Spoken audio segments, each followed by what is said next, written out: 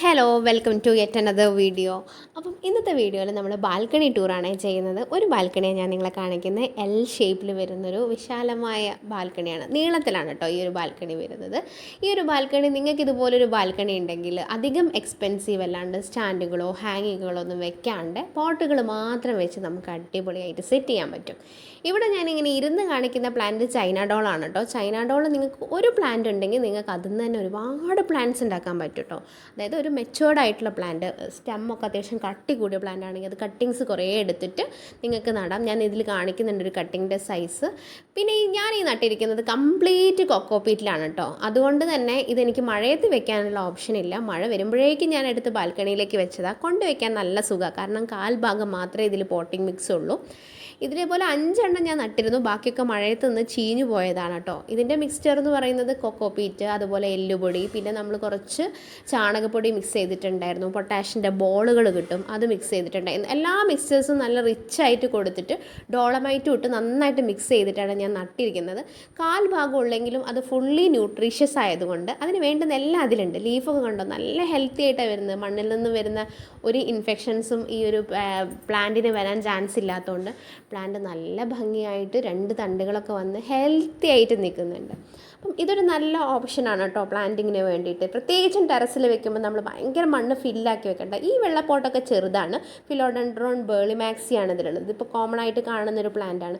ഇതിലൊക്കെ നമുക്ക് കൊണ്ടുവയ്ക്കാനൊന്നും വലിയ ഭാരമൊന്നും വരില്ല. ചെറിയ പോട്ടോ ആയത് കാരണം കേട്ടോ ഞാൻ മണ്ണ് നന്നായിട്ട് ഫില്ല് ചെയ്തത്. അല്ല, വലിയ പോട്ടുകൾ എൻ്റെ അത് ശ്രദ്ധിച്ചാൽ നിങ്ങൾക്കറിയാം, കാൽ ഭാഗം മാത്രമേ ഞാൻ ഫില്ല് ചെയ്യാറുള്ളൂ. കാരണം ടെറസിൽ വെക്കുന്നതല്ലേ, ഒരുപാട് നമ്മൾ വെയിറ്റ് ഒന്നും എടുത്തിട്ട് മേലെ കൊണ്ടുപോയി വെക്കേണ്ട. കുറേ കഴിയുമ്പോൾ നമുക്ക് നടുവിനൊക്കെ പ്രശ്നമാണ്. ഈ ഒരു പ്ലാന്റ് കണ്ടോ, നല്ല ഭംഗിയുള്ള പ്ലാന്റ് ആണ് കേട്ടോ. ഇതിൽ കാണുന്ന പോലെ തന്നെയാണ് അതിൻ്റെ ആ ഒരു വെരിഗേഷൻ, നല്ല ഭംഗിയാണ് കാണാൻ. ബേളിമാക്സിയുടെ തന്നെ വേറെ വെരിഗേറ്റഡ് ആണ്, കുറച്ചും കൂടെ ലെങ്ത്ത് വരുന്നുണ്ട് കേട്ടോ ഇതിൻ്റെ ലീഫ്. അതുപോലെ നമ്മൾ ബേളിമാക്സിനേക്കാളും കുറച്ചുകൂടെ വിടുത്തും വരുന്നുണ്ട്. നമ്മൾ നേരത്തെ കണ്ടൊരു പ്ലാന്റ് ഇല്ലേ, അത് ഭയങ്കര വെൽവെറ്റിയാണ്. അത് ഞാൻ കമ്പയർ ചെയ്യാൻ വേണ്ടി കാണിക്കുകയാണ്. ഈ നടുവിൽ കണ്ടത് ഭയങ്കര വെൽവെറ്റി ആയിട്ടുള്ള നല്ല ഭംഗിയുള്ളൊരു പ്ലാന്റ് ആണ് കേട്ടോ. ഇനി ഞാൻ നിങ്ങളെ ഇതിലൊരു ഹോസ്റ്റ പ്ലാന്റ് കാണിക്കുന്നുണ്ട്. ഈ പ്ലാന്റാണ് ഞാൻ പറഞ്ഞ വെൽവെറ്റി വരുന്നത്.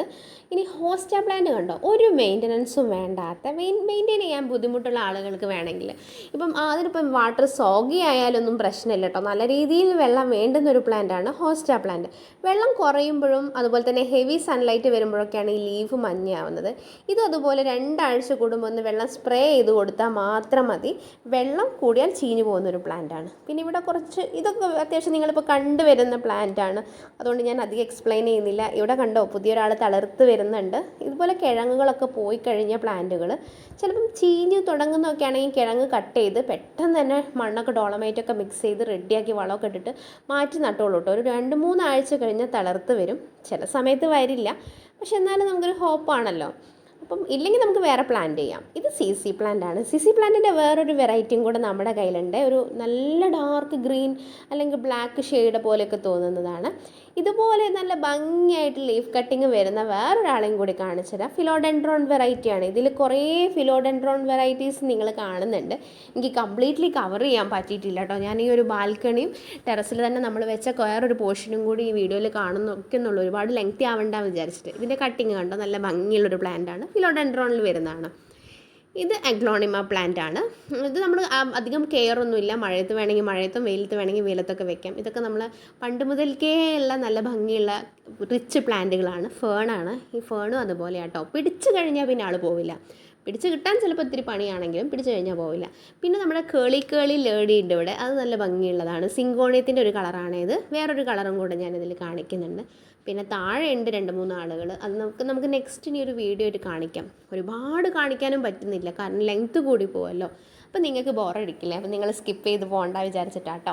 ഇതിൻ്റെ വലിയൊരു ജയൻറ്റ് ലീഫ് ഉള്ളത് ഞാൻ കാണിച്ചുതരാം. ഈ ഒരു ഫിലോഡെൻഡ്രോണിൻ്റെ ഇത് അസ്പെരാഗസ് ഫേണാണ്. അസ്പെരാഗസ് ഫേണിന് നല്ല സൺലൈറ്റ് വേണം കേട്ടോ.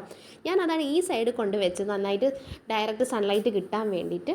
പിന്നെ ഇതിൽ കലേഡിയ ഉണ്ട്. കലേഡിയ നല്ല കേർവ്സ് ഒക്കെ ഉള്ള ലീവായിട്ട് വരുന്നതാണ് കലേഡിയം വരുന്നത്. ഫിലോഡെൻഡ്രോൺ മൂൺലൈറ്റ് എന്ന് പറഞ്ഞൊരു പ്ലാന്റും ഇതിലുണ്ട്. ഫിലോഡെൻഡ്രോൺ ലൈം എന്നൊക്കെ പറയുന്ന ഒരു പ്ലാന്റ്. ഇതൊക്കെ അഗ്ലോണിമയാണ് കേട്ടോ. നമ്മുടെ കയ്യിൽ 2 ടൈപ്പാണ് അഗ്ലോണിമ ഉള്ളത്. ഇതൊരു വെരിഗേറ്റഡ് ആയിട്ടുള്ള ഒരു ഫിലോഡെൻഡ്രോൺ ആണ്.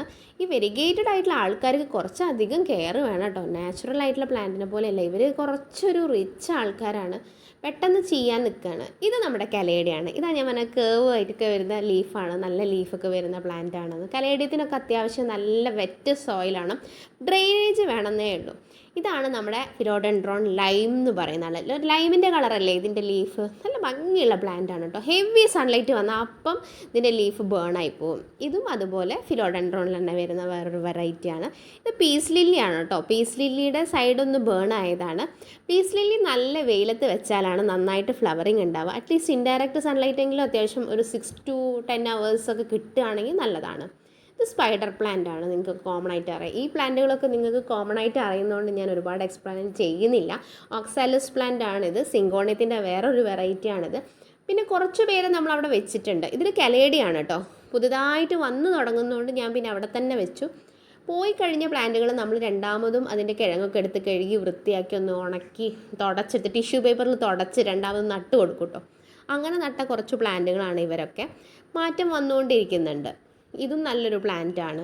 ചിലത് ഒരു മാറ്റവും ഉണ്ടാവില്ല കേട്ടോ, ചീഞ്ഞു പോകും. അതുകൊണ്ടൊരു 3 ആഴ്ച കഴിഞ്ഞ് കഴിഞ്ഞാൽ ഒരു മാറ്റവും ഇല്ലെങ്കിൽ ആ പോട്ടിൽ വേറെ എന്തെങ്കിലും നമുക്ക് നടാം. 3 ആഴ്ച വരെ നമ്മളിങ്ങനെ വെയിറ്റ് ചെയ്ത് നിൽക്കും കേട്ടോ, എന്തെങ്കിലും മാറ്റം ഉണ്ടോ എന്നുള്ളത്. കാരണം ഒരു പ്ലാന്റിൻ്റെ പുതിയൊരു ജീവനാണല്ലോ നമുക്ക് കിട്ടുന്നത്.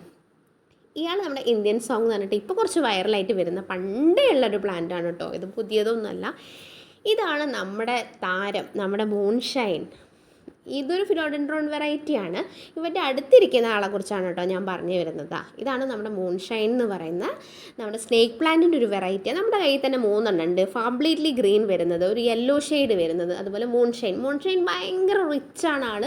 ഇത് പെട്ടെന്നൊന്നും പിടിക്കില്ല, അതുപോലെ തന്നെ കുറേ സമയം എടുക്കും ഇതുപോലൊരു ഗ്രോത്ത് ആകാനും. ഞാൻ ഇതിന്ന് തന്നെ 2 തവണ ഞാൻ മാറ്റി നട്ടിട്ടും അത് ചീഞ്ഞു പോയി. ഇനി ഒരു സമ്മറിൽ ഞാനത് റീപ്ലാന്റ് ചെയ്യാൻ പ്ലാൻ ചെയ്യുന്നുണ്ട്. ഇത് എൻ്റെ കയ്യിലുള്ള 1 and only മോൺസ്റ്ററയാണ്. എൻ്റെ കയ്യിൽ മോൺസ്റ്ററയുടെ വേറൊരു പീസേ ഇല്ല. അപ്പം അത് നമുക്കൊന്ന് കെയർ ചെയ്ത് കൊണ്ടുവരണം. ഇത് ബ്രോക്കൺ ഹാർട്ടാണ് കേട്ടോ. ബ്രോക്കൺ ഹാർട്ട് നന്നായി വരുമെന്ന് വിചാരിക്കാം. ഇത്രയുമാണ് നമ്മുടെ ഈ ഒരു ബാൽക്കണിയിൽ വരുന്ന കളക്ഷൻ. ഇതാണ് ഫിലോഡെൻഡ്രോണിൻ്റെ ഞാൻ പറഞ്ഞ ഭയങ്കര വലിയ ലീഫ്. ഇത് റബ്ബർ പ്ലാന്റ് ആണ്. ഈ റബ്ബർ പ്ലാന്റും ഒരു 2-2.5 years ഒക്കെ നമ്മുടെ കയ്യിൽ തന്നെ ഉള്ളതാണ് കേട്ടോ. ഇത് നമ്മുടെ നിങ്ങൾക്ക് എല്ലാവർക്കും അറിയുന്നത് തന്നെയാണ്, ഈ ഒരു പ്ലാന്റിന് സ്നേക്കാണ്. പിന്നെ ഈ പ്ലാന്റാണ് നമ്മുടെ ആ ഒരു ഡാർക്ക് ഗ്രീനിൽ വരുന്ന CC പ്ലാന്റിൻ്റെ പച്ചയുടെ വേറൊരു വെരിഗേറ്റഡ് ആണത് വരുന്നത്. ഡാർക്ക് ഗ്രീനോ അല്ലെങ്കിൽ ഒരു ബ്ലാക്കി ആണത്. നമുക്ക് ഇല കണ്ടാൽ ശരിക്കും ബ്ലാക്ക് പോലെ തോന്നും, ബ്ലാക്ക് ഇല ഉള്ള ഒരു പ്ലാന്റ് പോലെ. അസ്പെരാഗസ് ആണ്. ഇവിടെയൊക്കെ ഞാൻ കുറച്ച് ആൾക്കാർ പുതിയതായിട്ട് നട്ടതാണ് കേട്ടോ, ഒന്ന് മുളച്ച് വന്ന് റെഡിയാക്കാൻ വേണ്ടി. ലക്കി ബാമ്പു ഒക്കെ ഉണ്ട് അതിൽ.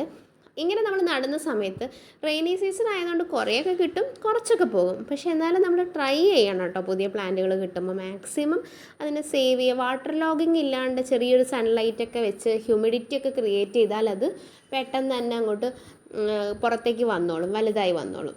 ഇത് ചെറിയൊരു ബോട്ടിലുണ്ടായിരുന്നതാണ്, ഇപ്പോൾ വാള് വലുതായപ്പോൾ ഞാൻ വലിയൊരു ബോട്ടിലേക്ക് മാറ്റി. ഇതിലും നിങ്ങൾക്ക് ശ്രദ്ധിച്ചാൽ അറിയാം, കാൽഭാഗം മാത്രമേ പോട്ടിംഗ് മിക്സ് ഉള്ളൂ, കാരണം അങ്ങോട്ടും ഇങ്ങോട്ടും മാറ്റി വെക്കണമല്ലോ. ഇനി ഞാൻ ഏതായാലും ഇവിടെ കാണിച്ച സ്ഥിതിക്ക് ഈ ഒരു പോർഷനിൽ ചെറിയൊരു ബീൻ ബാഗൊക്കെ ഇട്ടിട്ട് ഇരുന്നാൽ നല്ലതാട്ടോ, ഈവനിങ് നമുക്ക് ചായയൊക്കെ കുടിക്കാൻ. ഈ ഒരു പോർഷനും കൂടി അങ്ങ് കാണിച്ചേക്കാമെന്ന് വിചാരിച്ചു. ഈ ഒരു പോർഷൻ നമ്മുടെ മുകളിൽ തന്നെ വരുന്നതാണ്.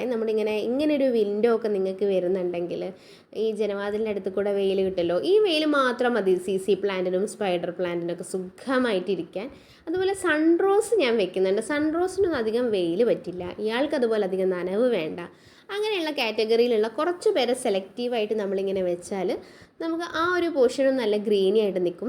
പിന്നെ എപ്പോഴും നനയ്ക്കണ്ടല്ലോ, അതുകൊണ്ട് തന്നെ ഇവിടെ നമുക്ക് വേറെ ബുദ്ധിമുട്ടുകളൊന്നുമില്ല. വല്ലപ്പോഴും ആ സോയിലൊക്കെ നിങ്ങൾക്ക് കണ്ടാൽ തന്നെ അറിയാം, ഞാൻ നനച്ചിട്ട് കാലങ്ങളായിന്ന്, ഒരുപാട് നാളായി നനച്ചിട്ട്. വല്ലപ്പോഴും, അതായത് ഞാൻ 2 weeks ഒരിക്കലൊക്കെയാണ് അത് നനയ്ക്കാറുള്ളത്. അത്രയും നന മതി അതിന്. ശരിക്കും ഒരുപാട് വെള്ളം ആയാലാണ് പ്രശ്നം. വെള്ളം കുറച്ച് കുറഞ്ഞെന്ന് വിചാരിച്ചിട്ട് പ്രശ്നങ്ങളൊന്നുമില്ല കേട്ടോ. ഇത്രയും ആണ് നമ്മുടെ ഈ ഒരു മുകളിലുള്ള കളക്ഷൻ.